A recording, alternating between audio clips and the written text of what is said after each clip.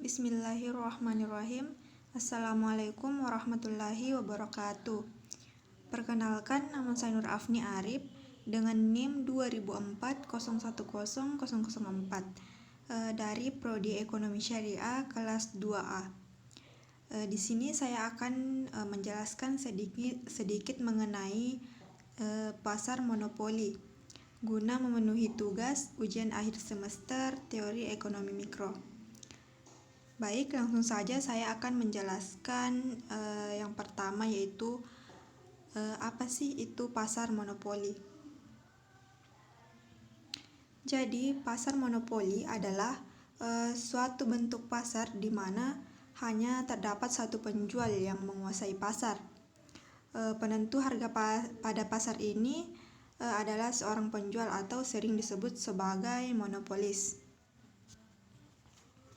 Yang kedua yaitu konsep pasar monopoli.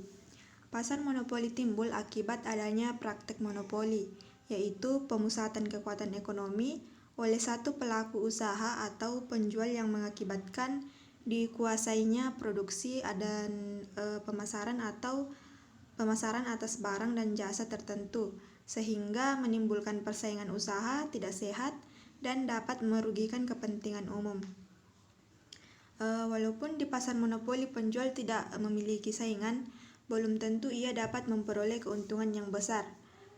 Dikarenakan hal ini mungkin saja terjadi bila biaya produksi berada di atas harga pasar, sehingga pada kurva permintaan yang ada di monopoli itu sama dengan kurva permintaan pasar. Yang ketiga yaitu ciri-ciri pasar monopoli. Yang pertama, pasar monopoli adalah industri satu perusahaan. Sifat ini sudah secara jelas dilihat dari definisi monopoli di atas, yaitu hanya ada satu saja pasar dalam industri tersebut. Yang kedua, tidak mempunyai barang pengganti yang mirip. Barang yang dihasilkan perusahaan tidak monopoli tidak dapat digantikan oleh barang lain yang ada dalam pasar. Yang ketiga, tidak terdapat kemungkinan untuk masuk ke dalam industri karena sifat ini merupakan sebab utama yang menimbulkan perusahaan yang mempunyai kekuasaan monopoli. Yang keempat, dapat mempengaruhi penentuan harga. Karena perusahaan monopoli merupakan salah satunya penjualan di dalam pasar, maka perusahaan monopoli dipandang sebagai penentu harga atau price setter. Yang kelima, promosi iklan kurang diperlukan, karena perusahaan monopoli adalah salah satunya perusahaan di dalam industri. Ia tidak perlu mempromosikan barangnya dengan menggunakan iklan. Yang keempat, yaitu jenis-jenis monopoli.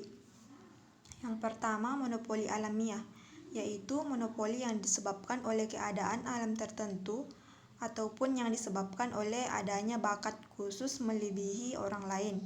Yang kedua, monopoli undang-undang. Monopoli undang-undang yang dimaksud ini yaitu monopoli yang diberikan oleh pemerintah melalui peraturan undang-undang baik kepada swasta maupun monopoli yang dikuasai atau dimiliki oleh negara dengan ketetapan undang-undang. Contoh monopoli undang-undang kepada swasta yaitu adanya pemberian hak paten, hak cipta, hak konsesi, hak merek dagang, dan sebagainya. Yang terakhir yaitu faktor timbulnya monopoli. Yang pertama, adanya penguasa bahan mentah atau sumber daya tertentu. Yang kedua, adanya penguasaan teknik produksi tertentu atau memiliki keunggulan teknologi.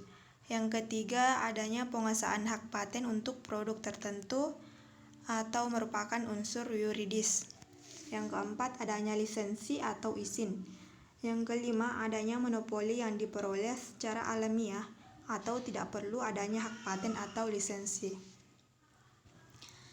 Sekian penjelasan singkat dari saya. Kurang lebihnya mohon dimaafkan.